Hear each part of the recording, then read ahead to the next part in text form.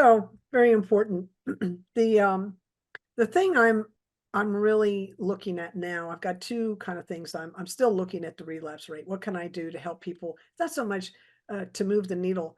It's more like, what can I do to help people really find stability in their recovery? So it's the same question, but it's a slightly different way of asking it.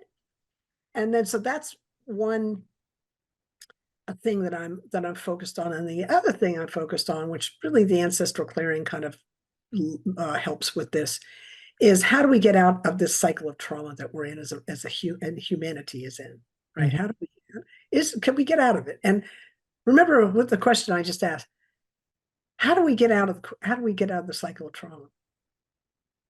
Well, that question assumes that we can. And I choose to say that that's possible.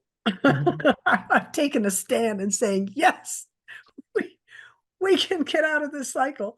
Right? Absolutely. I'm not sure about all the components to doing it, but I feel like ancestral clearing is part of it. I feel like the work that you and I are talking about is this inner work that we're doing is also part of it. You know, tell me about ancestral clearing, because I don't think a lot of our listeners know what that is. What exactly is that process? Sure, it's a registered and trademarked process that Howard Wills pioneered, and John Newton of Health Beyond Belief further developed and teaches. And it's based on the understanding that we come into this world with the gifts and the burdens of our ancestors, with the imprints, the information, right, if you will. We come in with the information. Some of that information is useful and some of it's not so useful. And for instance, I'm sure that you see this, and I think it's part of my own journey, but I see it in recovery space. We have a tendency to worry. And it's not just that we have a tendency to, that's future tripping, right? We're in the future. We're not just worrying, we're actually ruminating on it. It's like this, the hamster wheel's running, right? So but that's not necessarily something we made up. Right? Our ancestors, just to survive, had to, what's going to happen in the future if I do this in this moment? That's the kind of baked into the cake. Yeah. But we don't want it was survival. Yeah. So so I'm just saying, like, yeah, we need to look out for what's coming, but we don't need to get neurotic about it and make ourselves stressed, right? Where we're spitting out cortisol, right? Where we're just stressing ourselves and turning into chronic pain sufferers, right? Where we're in that chronic stress that we're not even made for chronic stress. We're not, that's probably why we didn't live so long back many years ago. Yeah. I just think all that kind of stress is too hard on the system. We're not made for chronic stress. We're made for stress response. We're threatened. The stress response goes on. We meet the threat, take care of it. The stress response goes off. And the chronic stress, I know you know this, I'm just saying for the listeners. Sure. In the chronic stress or chronic pain scenario, the stress response ends up in the on position and it stays there. It redlines, yeah. It's out of balance. And then we're dysregulated. We're constantly hypervigilant. We can't sleep right. We don't eat well. I mean, there's all kinds of it screws up with our immune system. We actually end up with disease because we're in this heightened state. Chronic, so we come in with that kind of frequency or energetic that information in the system through the DNA. Yep. Depending on what kind of environment we're born into, that can feed it. That could really set that off, or maybe we're not needing that so much. Ancestral, and in my case, and in the world we're living in today, that's kind of on full tilt, right? There's never enough time. There's rushing. Never enough money. All of it. Yeah. So this not enough thing is kind of rampant. Yeah. Ancestral clearing is a modality that helps us release a lot of the charge around that.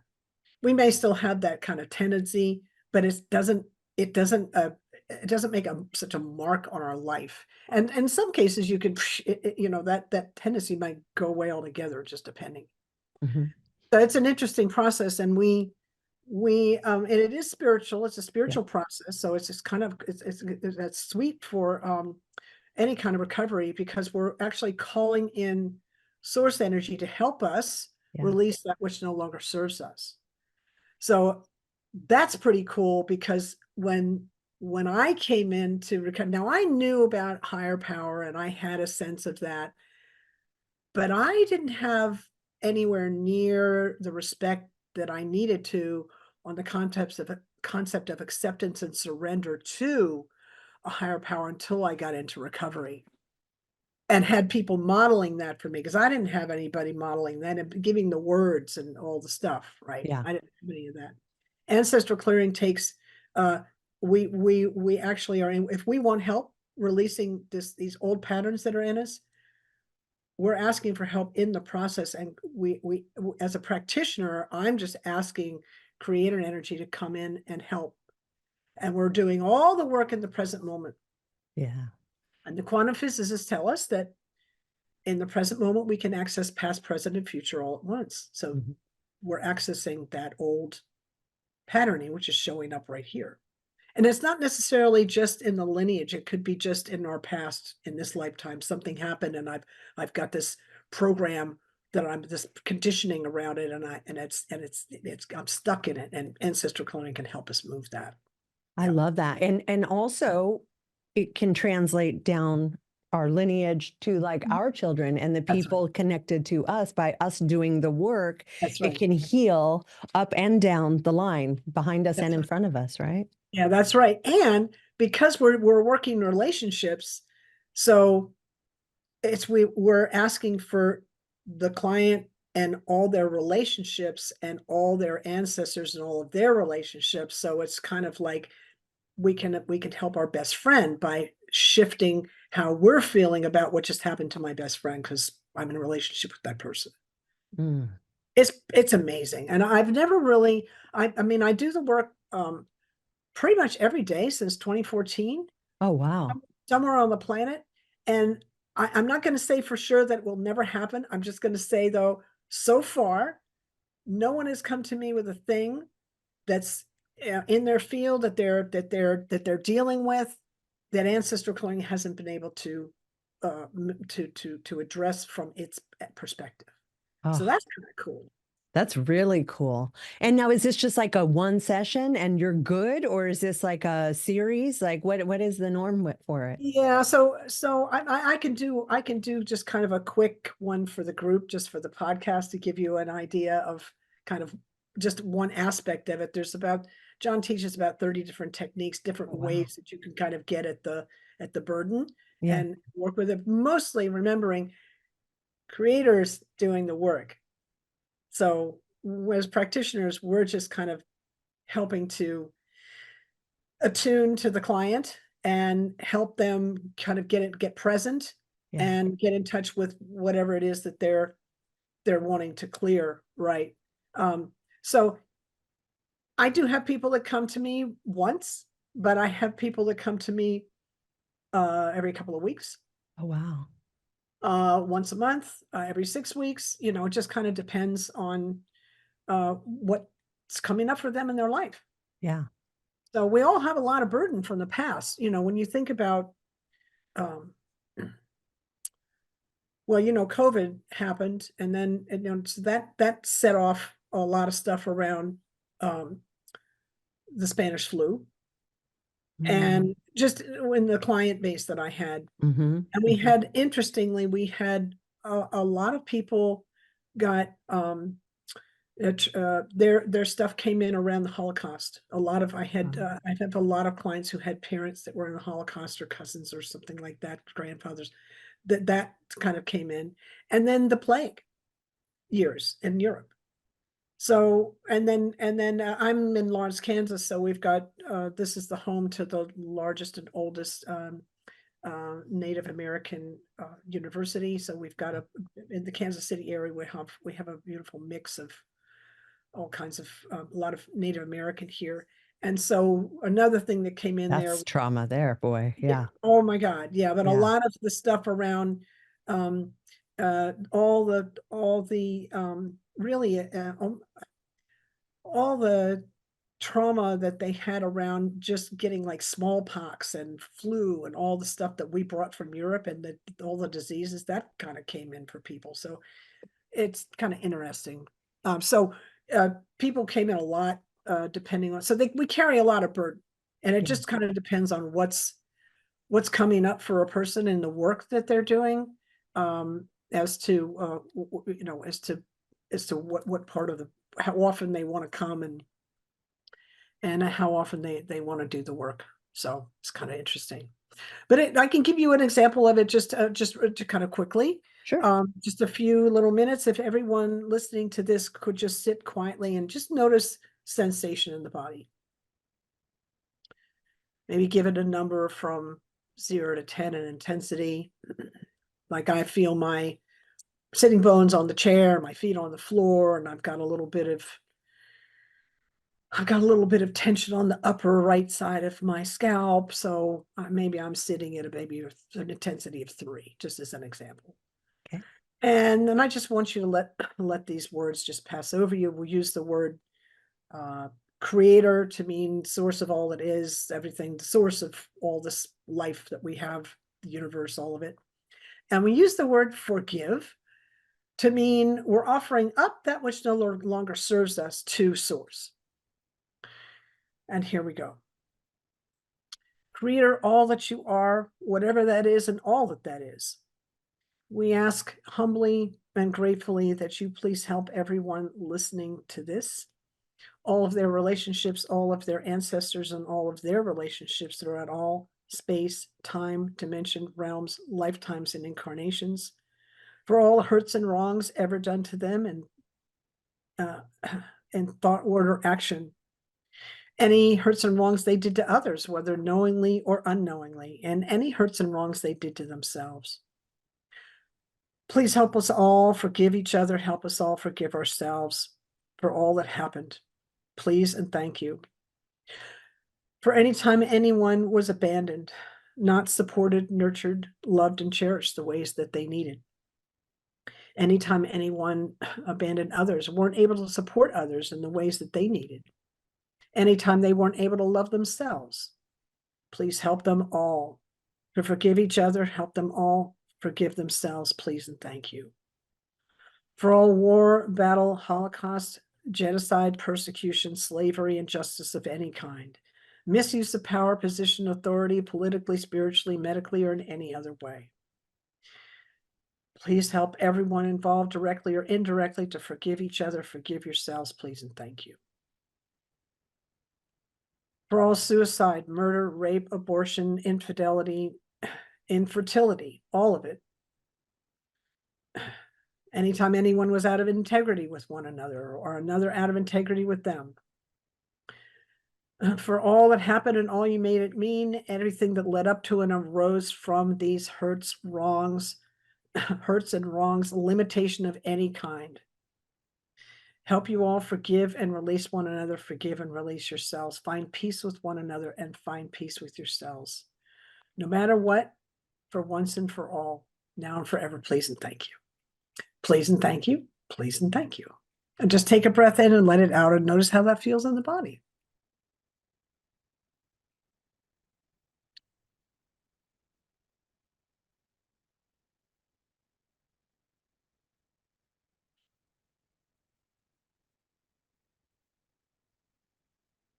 Very calming. Very calming. Interesting. Yeah. Yeah. Yeah. I love it too because I feel like it's non-denominational. I think a lot of people get hung up on my religion or specific religions, but that's semantic. It's all the same. It's just packaged differently. And this can apply to anybody, regardless of Yeah. whatever their religious beliefs are. That's what I love about this work. We even people don't even have belief that there's a creator for that, as long as they want help. The work where it's just astonishing to me, how powerful it is. But I'm just gonna underline this piece. The ability to surrender control and allow a power greater and hopefully more loving than me come in on my behalf is huge. When I've been like, no, it's up to me. I got to do it all by myself. When you've been running on that program for a long time, and then you could switch into this, man, miracles just, are become evident. You realize what a miracle you are. Yeah. Yeah. Yeah. Well, and I love that analogy because it literally took me until this year to finally surrender. Being such a fighter and it's up to me and I got to fix and control and handle and provide and to finally reach a point of surrender because there was just no other option is what it took me. And I would encourage people to find it much sooner than I did because you don't have to go through all that. But there is such peace in surrender. And that's where and I believe the trust in the universe and God, but also the trust in yourself to be like, okay, I don't know, but I trust that it's going to be okay. And that's so hard for a lot of people who've been hurt. That trust piece is big. Yeah. It's another, I love that you said that. And it's another thing that we clear for in Ancestral Clearing, because that I have to do it by myself. It's like, how long has that been happening? Yeah. For eternity. So that's another thing we clear for. It's very interesting, this work. And I love it because every session is different. Everybody brings something different to the table. It's a little bit different. It's all the same in that people are carrying a burden and we help them release the charge that they have in the body around it. But yeah. but they're all a little bit different. So that's kind of fun. And I love to, just by the way, I know John, that's all he does. That's his piece. But what I like is I like to bring in yoga. I like to bring in some somatic work. Just so now we do some breath work. Some of the techniques that we use brings in a little somatic work, but I like to actually support ancestral clearing. We actually, in Kundalini style yoga, there's some stuff that we do, some chanting and some movements that we do that actually help us clear stuff, which is kind of fun. But I like to support it. The ancestor, oftentimes I'll do like a workshop where I bring in ancestral clearing. Say if I was going to teach a mantra workshop, which is chanting, is super powerful, very healing.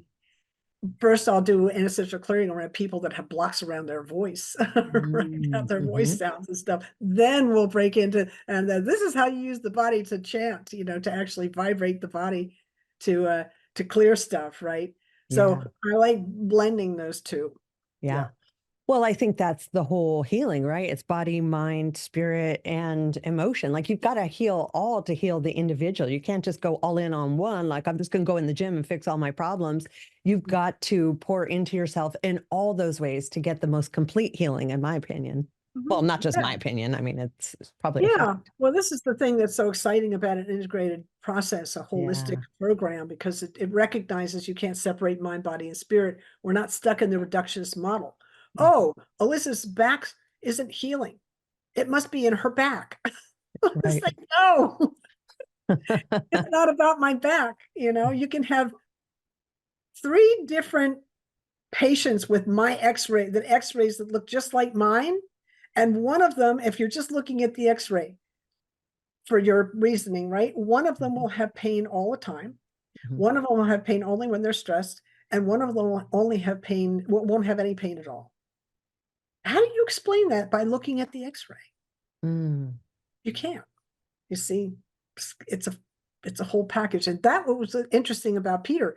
Dr. Peter, he did not want to know, to see my x-rays or look at my records. I'm like, what? He said, I want to know who you are. And again, I was like, where have you been all my life? No one's ever asked me that question, It just assumed I wouldn't heal. They never asked why, and he did.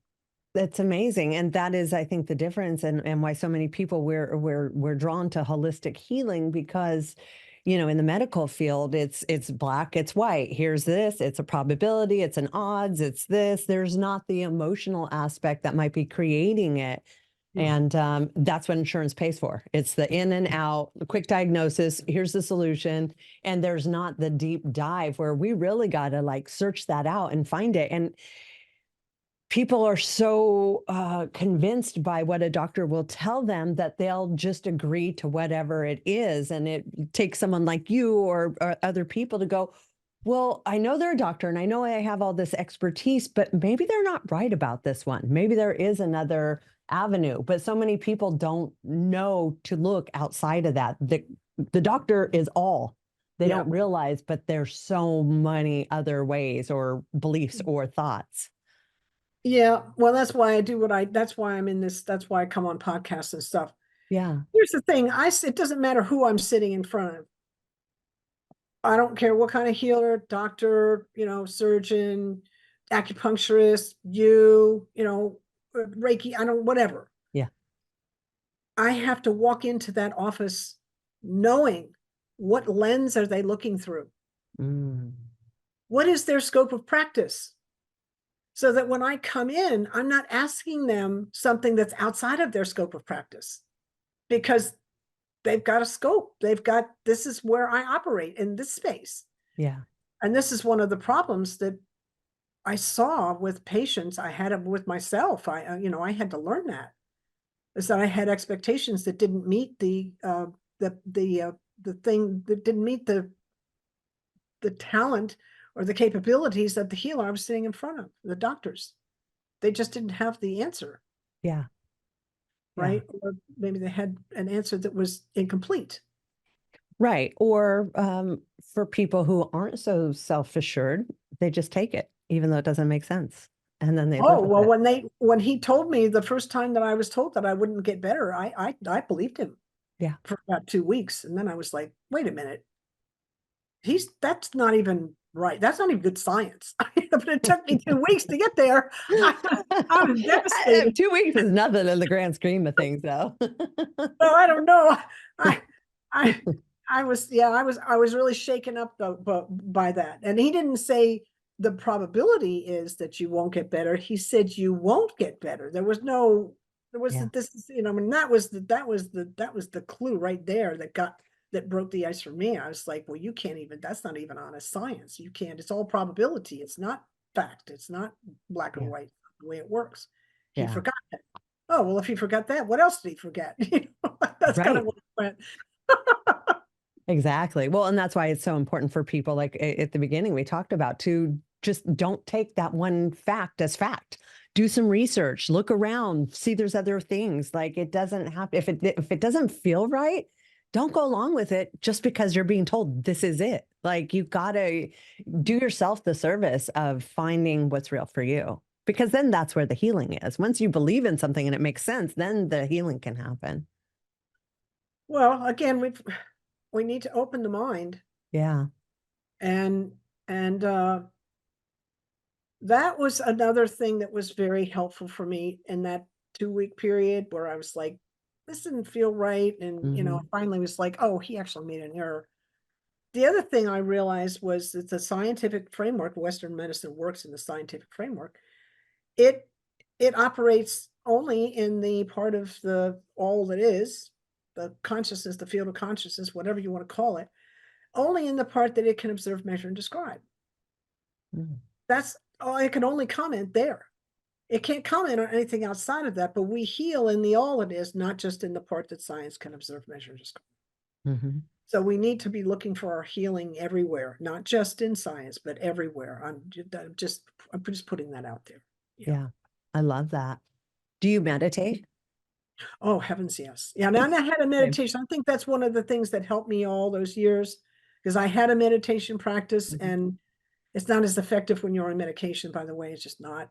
But it helped me through some very difficult times, especially the medical trauma. It just helped me. But yeah, I have a meditation practice, and I'm so grateful because here I got trained as a research scientist, so I'm very mental. Yeah. And so meditation, and I didn't want to be in my body, so meditation practices are really important for my rewiring and my healing to get me calm the mind. Yeah. calm the mind and get back in my body and just track the breath. And I don't have to do this, and this to get here. I don't have to go anywhere. I can just be like Yeah. that was a hawk. That's amazing, right? It is. It is. If you can, again, there's that surrender word, just let it go and quit trying to control what's happening in here and just be. Like, that was so hard for me. My God, my monkey mind was just like, I'm solving every problem under the sun, planet, moon, stars. Like, just sit there. It was so freaking hard for me. Still hard for me at times, but It is definitely, hard. it's like a muscle. The more you do it, the easier it gets, the better you That's get right. at it, the longer you can do it, the better you are at it, that sort of thing. Yeah, well, there's that, and then I talked to a guy, a friend of mine who's also a recovery coach, and he's been in meditation for 40 years, and he teaches that's all he teaches that in the recovery space. And I love the word. He said sometimes the mind is more turbulent than others, right? Yeah. And so you're observing that the mind is more turbulent today, Yeah. and I'm having more difficulty staying with my anchor on the breath or whatever it is, right? So it's this very beautiful, gentle, compassionate space Yeah. where we're trying to do the single pointed focus thing, and man, we're having a dance Yeah. right at the Yeah. mind. And now my body wants to get up because I'm so done with this, right? Yep. Well, that's when the brain's actually doing its rewiring. Mm. And you start having the body's like, I'm done. I'm just so done. Stay with the meditation, because that's when the brain is that's the hard work of rewiring. You're building a new neural net. So the next time you come to that space in your meditation, you'll be calmer. You won't be so reactive. And you Yeah. know what? When you get off the mat, out of your meditation and into life, and life comes at you, you won't be so reactive there either. 100%. Yeah. That's why we start having them the day they come in. They can't even sit in a chair. We immediately start with, well, let's just try to sit in a chair just for 10 seconds. Let's just see how that goes. But literally from the moment they walk in, every single day they're in the program, we have them working on it so that they have that for when they leave. Because like you mentioned, what a tremendous way to handle a craving is to recognize it, find your breath, breathe through it, and get through that trigger of wanting to use, and then you're good. And so just learning how to practically apply that to everything and every day as a tool in recovery is huge. Yeah, it is huge. It is huge. We and the yogis have an old trick of just when you have a craving, just use that breath, but just breathe in the left nostril only, Mm, which sends us a calming signal. When you just breathe in the left side, it stimulates the calming center in the brain.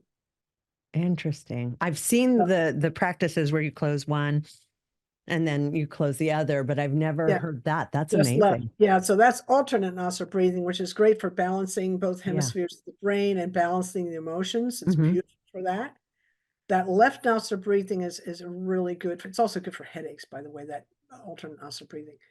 The left nostril only is this calming center. So it's helpful for cravings, like 3 minutes of that, and your craving is going to, plus the presence in the breath. That is going to be, and then 11 minutes of that, Mm, where you're just breathing in the left side, like imagining, the life force energy coming in, and then you're letting go a piece of the day on the right. mm. Inhaling on the left, calming center. Exhaling on the right, letting go a piece of the day. 11 minutes. That prepares my body for bed. And when I was coming off benzos, I mean, I got clean, but my nervous system was just like, where are the drugs? Yeah. You know, Yeah. Yeah. I was just like, okay, Hyperactivity. my poor nervous system trying to figure out where's normal, because I don't know where it is anymore, that kind of thing. Yeah. I had difficulty sleeping because benzos just fragment your sleep pattern. Yeah. Coming off of this, you have to recover from that.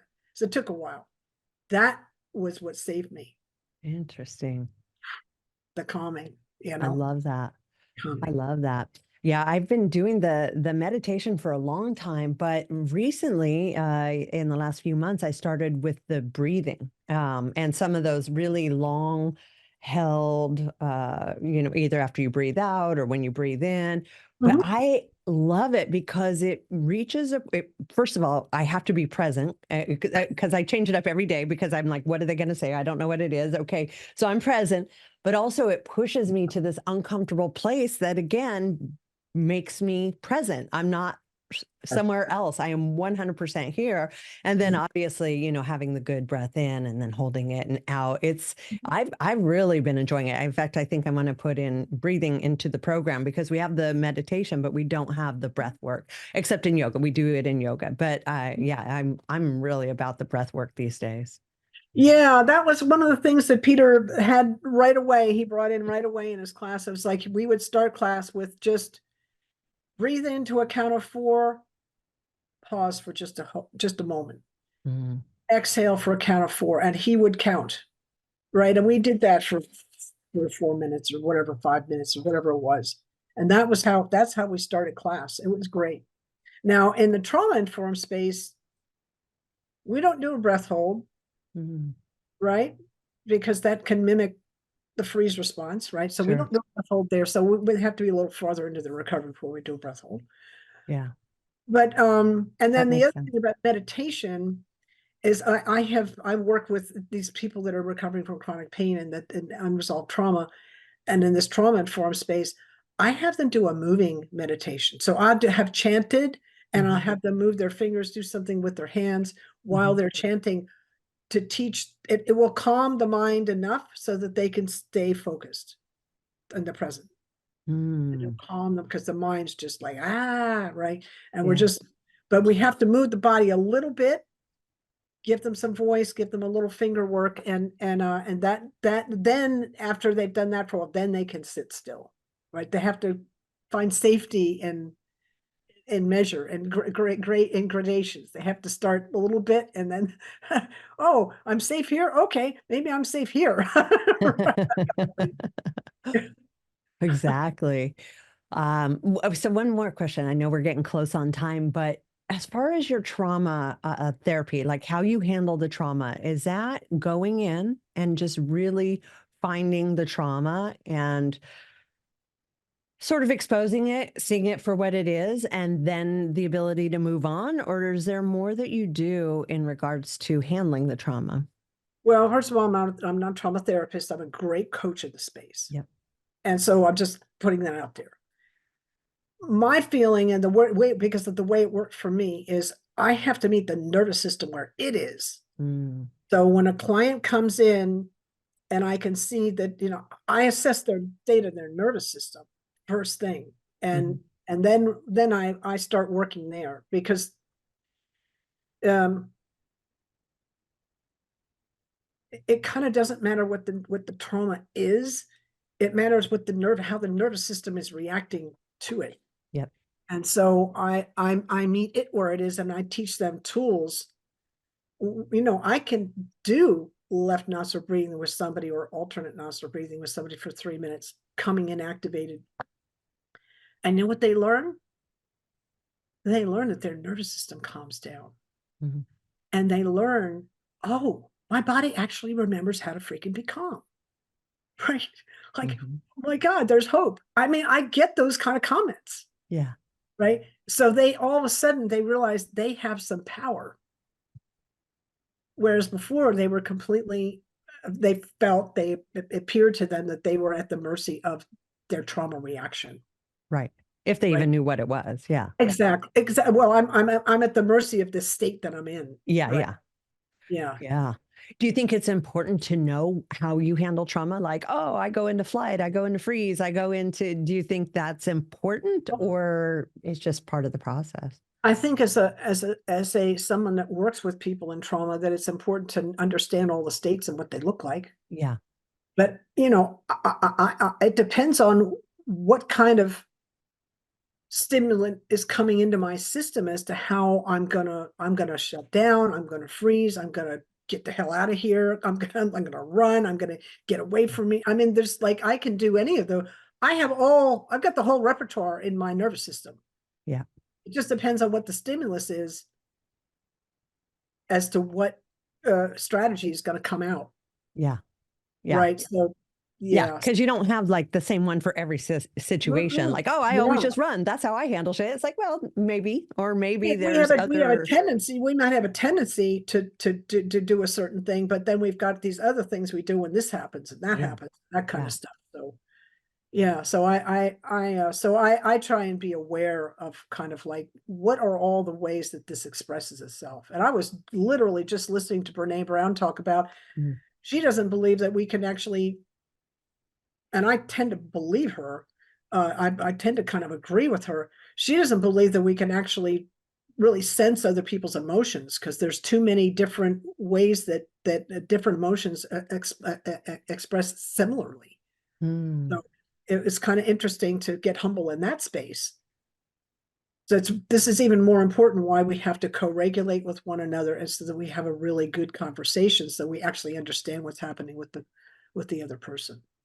Oh, I love that. That was one of the biggest takeaways I got. I tried equine therapy this year, but learning that I know is amazing, that the lead mare is the one that co-regulates for the pack. And so, there's for myself, like obviously I'm, as the boss, I'm going to be the lead mare, but it's like, it's important for my group, for me to keep my central nervous system at bay so that they can all be at bay. So even when shit's super crazy, I've got to come in with this very calming environment so they can do what they need to do and not be reacting to how I'm handling situations. Yeah, I love that. You're reminding me of my historical trauma teacher, um, who I sat with for about 60 hours Mhm. and went through this. I mean, she included regulation as part of it, right? And it was very interesting because we had a group of about 20 of us, and it was BIPOC community, so that was very powerful. And she came in one day, and she had had some kind of event that was, dysregulating, and we saw her dysregulated, and she allowed us to see that, Mm. and then she showed us how she got herself back into right, how she got herself, she's self-regulated, but then she helped us co-regulate with her. It was very cool, right? Wow. So beautiful modeling there. And Yeah. I was so grateful that she showed us that, because she taught me how to teach, Yeah. because she was vulnerable and showed us, you know, I'm a human too, and stuff happens to me, and I have difficulty, and you know what? This is how we handle it. It's great. Yeah. I love that. I mean, I think back to, I think it was like 10 years ago and I had a very traumatic thing and I freaked out and it freaked my whole team out. And now I was like, oh my God, I just destabilized my whole group. And I thought, holy shit, I can't ever have like feelings, emotions. Like I can't ever seem unstable. It screws everything up. But I love that. And I think that's something maybe I've sort of learned over the years. It's like, it's okay to have that emotion as long as you reel it back in and show that you're actually in control, because your team appreciates the vulnerability, but they Mhm. also need to see that it's okay and they're safe and you're safe. And like Yeah. that was the piece that was missing for me before, was not showing that it's okay and I'm safe and you're safe too. Yeah. So that's a very honest, it's very honest. You're getting honest. So here's the thing that's Yeah. interesting. I took Dr. Gabor Mate's year-long compassionate inquiry training, which is Oh, wow. amazing. Wow. And he said in there, we do something different than therapists do. Therapists do not disclose that they're having an issue of any kind, right? In compassionate inquiry, if the practitioner, the quote unquote therapist, I would be the coach in that space.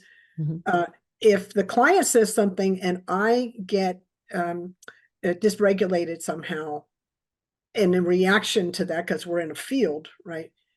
We actually disclose that.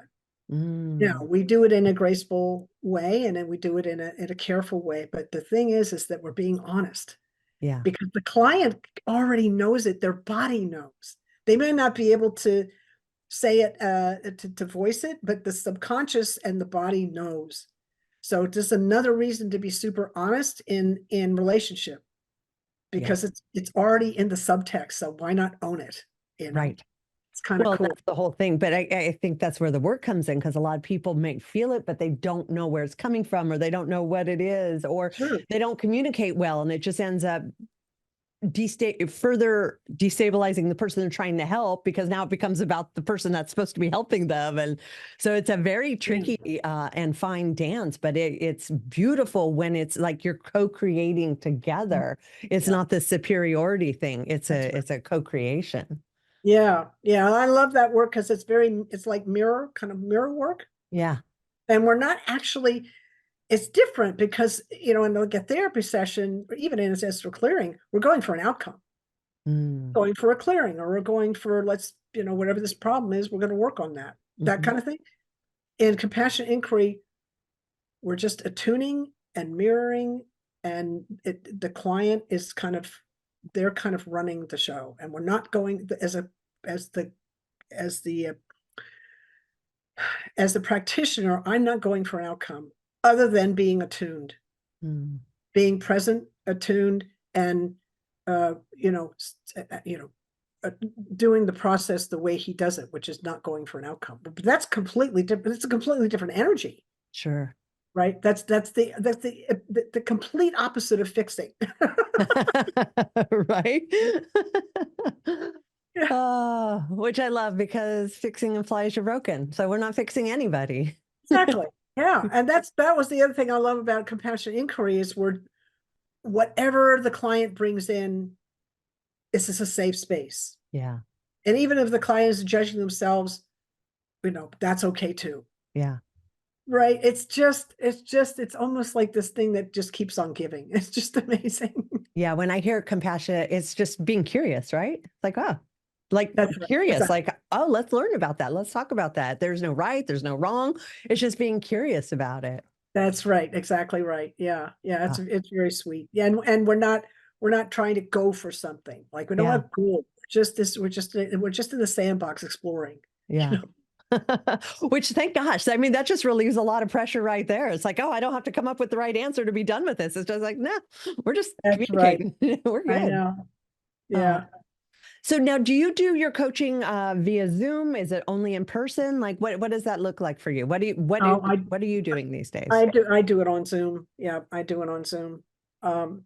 Which is fine. You can find me at my website, which is my name with a dash in the middle, elizabeth-kipp.com. And you can book a session from there. I do straight up ancestral clearing, coaching around chronic pain, coaching around recovery. I'll do trauma-informed yoga for you. I do betrayal recovery. I do trauma-informed yoga on a platform that Dr. Debbie Silber has, which is the Post-Betrayal Transformation Institute, which is just for betrayal recovery, just for people that have had a betrayal experience. Wow. She did science around that, and that process is a little different than just straight up trauma. It's got some little nuances in it. And I do the trauma-informed yoga in that space. Wow. That is one therapy I've never heard of, but it totally makes sense, because that shit cuts deep.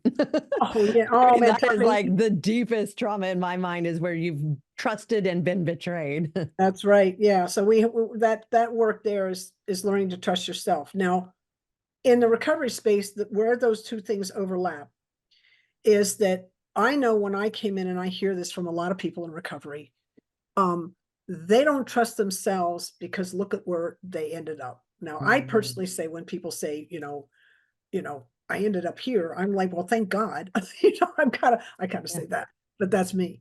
Yeah. But the thing is that we come into recovery, we don't trust ourselves because look at what happened, right? Yeah. And it's my fault, right? I'm taking responsibility. I did these things, and therefore, all that, right? So we have this trust issue. And one of the things that I bring in around for recovery is, you talked about meditation practices. You show up to your practice every day. I don't care if you show up to your mat in a simpering mess. It doesn't matter. You show up, because every day you show up for yourself, you're learning to trust yourself more and more. Yep. Pretty soon you're healing your own issue around trust. I don't trust myself anymore. This happens in the betrayal space. I trusted that person. They betrayed me. Therefore, I don't trust myself because I can't pick the right people. Yep. The whole thing's right. So this daily practice which can be all different kinds of forms, but meditation would be a huge piece of it. Helps us to trust ourselves again. I love that, because you're 100% right. And if you don't trust people, you can't really love people. If you don't trust yourself, you don't really love yourself. And Yeah. love being the key to everything, like we got to trust Yeah. untethered, like wholeheartedly. I might get hurt, I might not, but it's just such a better way to live than on guard and protected and, untrusting and not worthy and all the things that go with that. And then the other part of recovery that we could blend into that is this, well, I'm not doing this alone anyway. I'm co-creating with creator. Yeah. I'm co-creating with higher power. So Yeah. it's not, can I trust it? So that there's a lot of similarity in these spaces.